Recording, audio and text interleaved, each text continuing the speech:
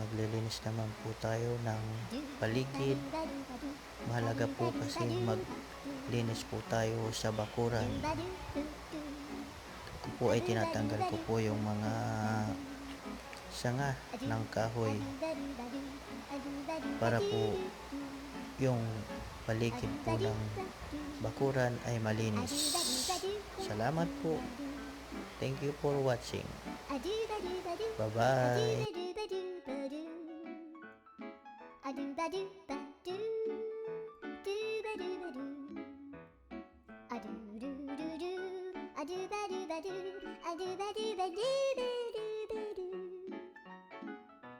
A do ba do ba do do do ba do.